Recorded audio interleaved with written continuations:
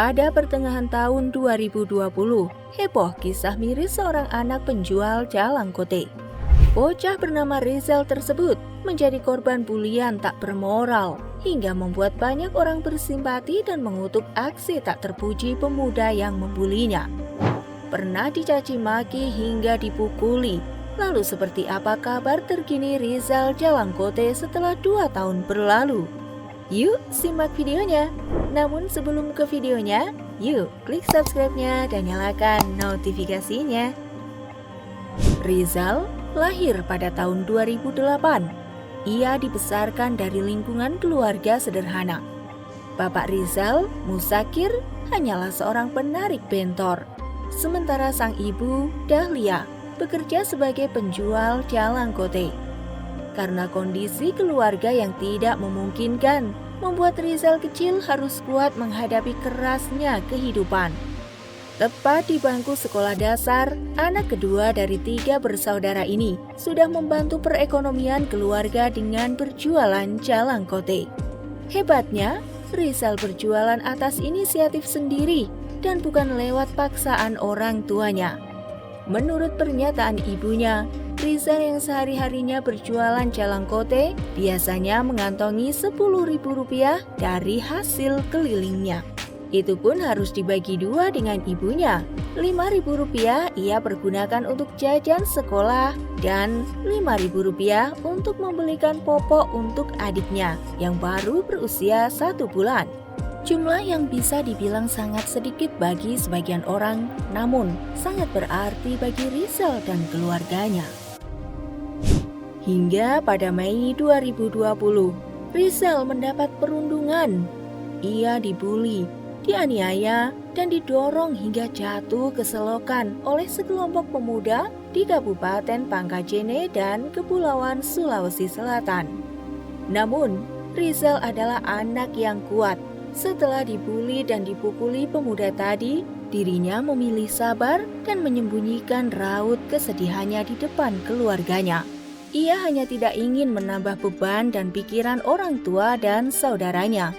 Hingga aksi tersebut diketahui publik dan mengungkap sebuah fakta kalau Rizal sebelumnya sudah sering mengalami tindakan serupa. Kasus ini pun berakhir dan membuat para pemuda pembuli Rizal harus menerima perbuatan yang mereka tuai. 8 pemuda berhasil diringkus polisi, termasuk pelaku utama bernama Firdaus, 26 tahun, yang melakukan pemukulan terhadap Rizal. Polisi pun menjerat pelaku utama dengan pasal 351 KUHP tentang penganiayaan subsidiar pasal 80 UU nomor 35 tahun 2014 tentang perlindungan anak dengan ancaman 3 tahun penjara. Berbanding terbalik dengan para pelaku yang harus mendekam di jeruji besi, Rizal justru banjir simpati sana-sini. Mulai dari netizen yang kebanyakan merasa iba dengan apa yang dialaminya. Seorang bocah yang bekerja keras membantu ekonomi keluarga justru harus menerima perlakuan tak mengenakan dari orang sekitarnya. Tak sampai di situ, kasus yang dialami Rizal juga mendapat atensi tersendiri di kalangan selebritis. Salah satunya ialah Sarah Azhari. Artis cantik itu ikut prihatin dan meminta semua orang untuk berhenti membuli siapapun karena bisa berdampak negatif bagi kehidupan korban. Selain dukungan dan simpati, Rizal juga mendapat banyak bantuan. Mulai dari bantuan yang diberikan Gubernur Sulsel Nurdin Abdullah.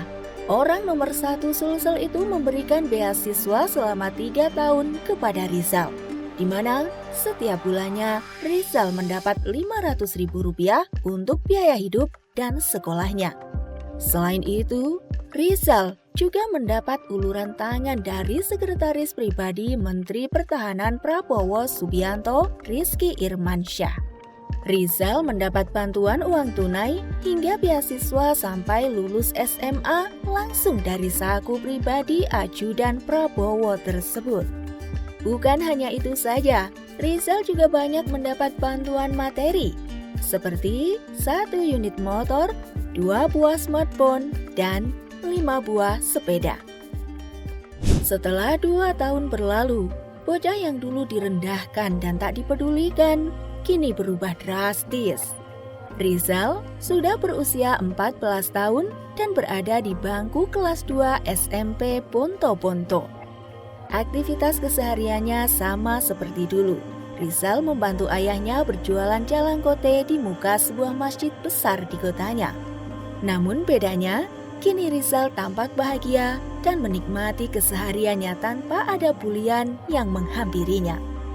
Dari kisah mengharukan Rizal sang penjual jalangkote di atas, bisa kita ambil pelajaran agar tetap tabah dalam menghadapi setiap cemoohan dan hinaan.